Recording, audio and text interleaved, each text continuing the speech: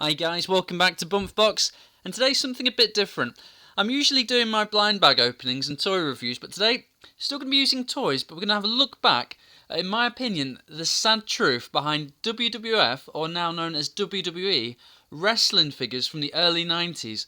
Now in 1990 to 1994, the then known World Wrestling Federation released an amazing selection of very collectible figures by Hasbro.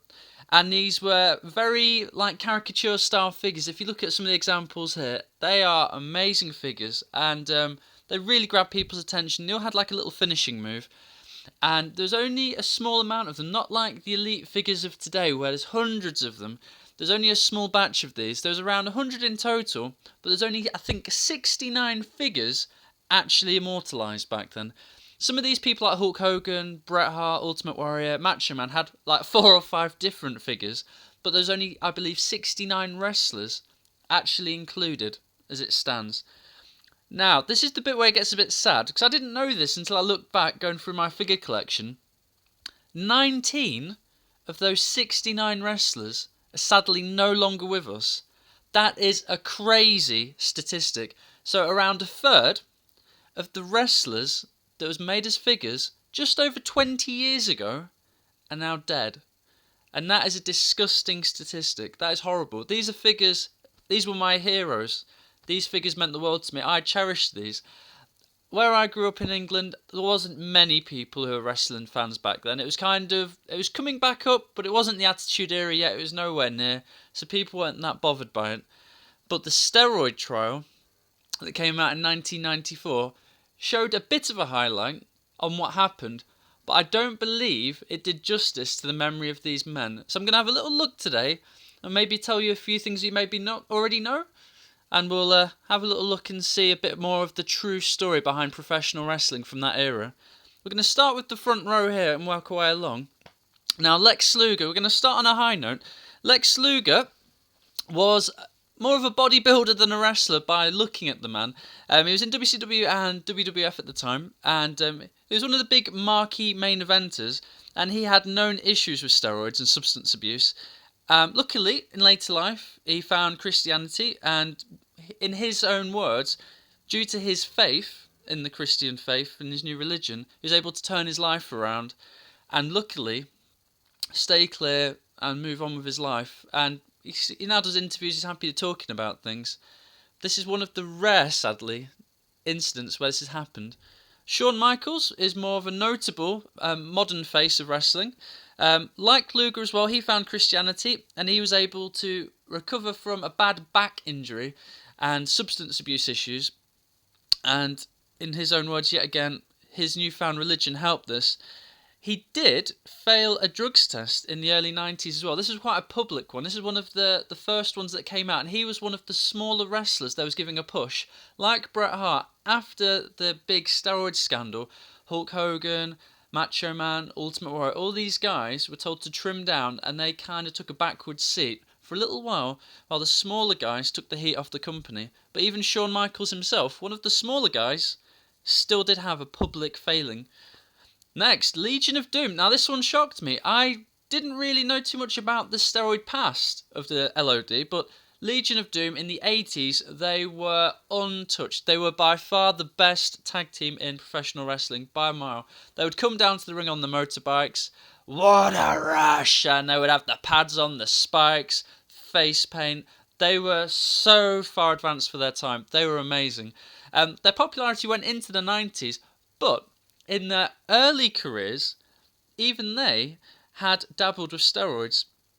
Now, Animal did say, after the sad passing of Hawk, that steroids wasn't a factor. They both admitted to using steroids in their younger days, but this was when, in the wrestling industry, steroids were legal, and they were under doctor's supervision. However, Hawk sadly did pass away, and I think it was only the age of 46.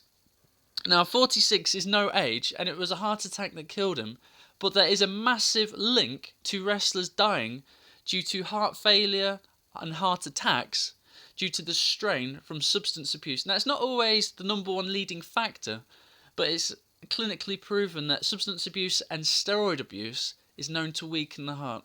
So you will see a lot of these guys sadly passed away due to heart complaints. Out of the 19 wrestlers who died, at least 12 died from known heart difficulties. So, in other words, 12 of these men died far too young for reasons that could have been saved, stopped, avoided, you name it. They didn't have to happen. Moving on to the Ultimate Warrior. Now, this is probably the face of the steroid scene at that time. He was a massive known roid rage user. He popped and juiced as many steroids as he could. He always looked jacked running to the ring. He always looked like he'd just taken steroids before he ran to the ring. He was a machine, veins popping out everywhere, and he was a larger-than-life character.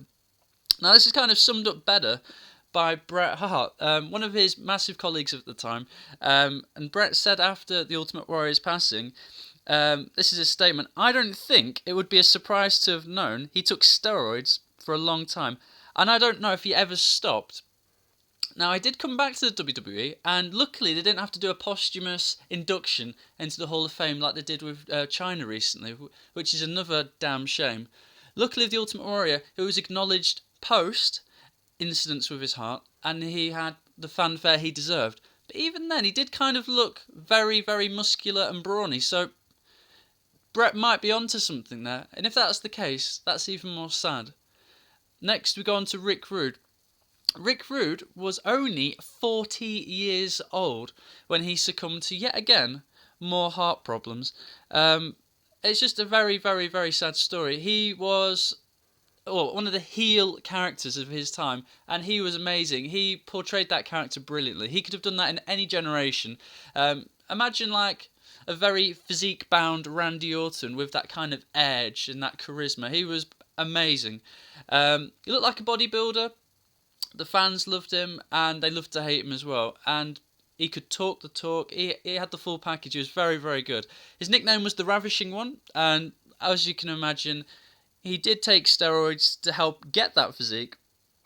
And in the 1990s, he actually admitted to taking steroids to hone that physique.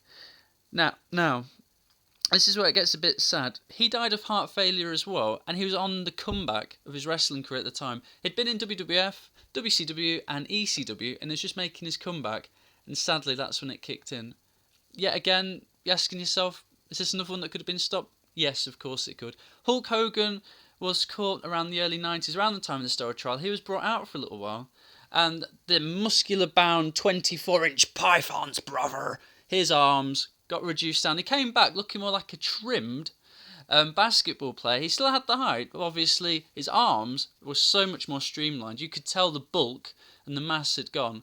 And it's just a shame that message didn't go through the roster of wrestlers, because the pressure on some of the mid-carders to keep that physique was notable. As we go on to Davey Boy Smith, or the British Bulldog, one of my favourite wrestlers as a child, and throughout his career he always looked more of a bodybuilder than a wrestler. He was just a tank. He looked like a wall with legs. He was a brilliant wrestler, and obviously the Hart family, the Stu Hart, the brothers, the whole, you name it. There's a lot of training going into that.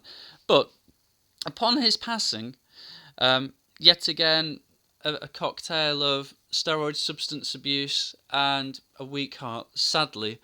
But it was summed up best by his brother-in-law, Bruce Hart, who was very, very, very blunt when speaking. He said, "Davey paid the price with steroid cocktails and human growth hormones." I think to the point is putting it mildly, but it just shows you at that time, even after 94, we're going into the mid to late 90s here, and there's still that culture of steroid abuse. Now, around 97, Vince McMahon pulled out the wellness policy for a little while. There was like a drugs testing going on at the time after all of the trials. And after about 3 years of doing this, from 94 to 97, he thought, nah, it's too much money in these lab tests and having to orchestrate all of this. This is far too much money to do the kind of science and welfare side of this. We'll just leave it. The heat's died down. We'll be fine. And then from the Attitude Era on, from 98 to the early 2000s, you saw a plethora of wrestlers who were absolute machines. You could see they were on juice, their arms were ripped. You had the likes of Ahmed Johnson, who couldn't wrestle, but he looked like an absolute house. Ken Shamrock, a small MMA fighter, but he was like a walking tree. He was so sideways looking. His arms were absolute logs, and it was so clear what was going on. Mark Mira, one of the famous wrestlers of the time, he was like a mid-card, but even he said the steroid culture was going on. Deborah, the famous spouse of Stone Cold Steve Austin, even she said in interviews on TV about the steroid culture at the time. So it goes everywhere. Everyone knows it was happening, but it seems nobody wanted to do anything about it. And the pressure on these wrestlers to portray these amazing muscular physiques was just too much. And I find that a shame. And that leads me on to this last wrestler, in my opinion, one of the most talented natural athletes who shouldn't have had to have worried about his physique, and that's Curt Hennig. Now, by fans of wrestling, he had the amazing nickname of Mr. Perfect, and he was genuinely an amazing athlete, amazing wrestler, but it was common knowledge that he also had multiple substance abuse during his career on steroids, growth hormones, and it was reported when he passed away that it was a cocaine intoxication that was the main cause. But in the own words of Hennig's father, he claimed his death was due to a lethal combination of steroids and painkillers, and that's from his own dad. And in my head, it's just too much for me to kind of process, because if you imagine if you go to Toys R Us or your local toy shops and you're looking at all the elite figures, you've got your Seth Rollins and you've got your Roman Reigns. Anyway, you got all your figures, you got your new Enzo Amores and your Big Cass, and you got all these cool figures. But imagine a third of those in 20 years will no longer be with us. It's hard to imagine, but this happened just 20 years ago. There's many other wrestlers I haven't got time to go into. A few of them sadly had very tragic deaths. I could make another video on another day if you would like. There's a lot of stories that I could go into. The Texas tornado story is probably one of the most heartbreaking for me. But out of these 19 wrestlers I told you about, here's just a small run-through of some of the deaths. Giant Gonzalez, aimed as a 7-foot wrestler, heart problems. Crush, overdose, but known steroid user. Animal Hook, he had steroid use in his earlier years, died of a heart attack. The original Doink the Clown, substance abuse, died of an overdose. Likely to have took steroids in his earlier career. Bam Bam Bigelow, overdose of prescription, some non-prescription, heart problems. Andre the Giant, another 7-footer, heart problems. The Big Boss Man, heart problems. Macho Man, his heart, unknown steroid user yet again. Rick Rude, heart and an overdose. Ultimate Warrior, heart. Roddy Piper, heart. Davey Boy Smith, heart. Mr. Perfect, overdose. Ludwig Borger, a known steroid user, but sadly he died in a murder incident. Owen Hart, awful death, harness failure, being lowered to the ring of all things. Yokozuna, a respiratory, but due to his size and the strain on his lungs, that's probably not a surprise. Texas tornado, that's a very long story, but to put it briefly, suicide following his brothers. And then you've got Earthquake and Dusty Rhodes, both fighting battles with cancer, but obviously at one point or another those battles came to an end. Out of all of those 19 guys, the average death, or the age at death, was just 46 years old. That is absolutely insane. And like I say, considering around 12 of those, I think personally, may not could have been prevented, but they could have at least been helped, educated, and put on plans to kind of look after these guys. Two notable names that jump straight into my head, Jake the Snake Roberts and Razor Ramon. Like Lex Luger and Shawn Michaels, they had problems with substance abuse, addiction, alcohol.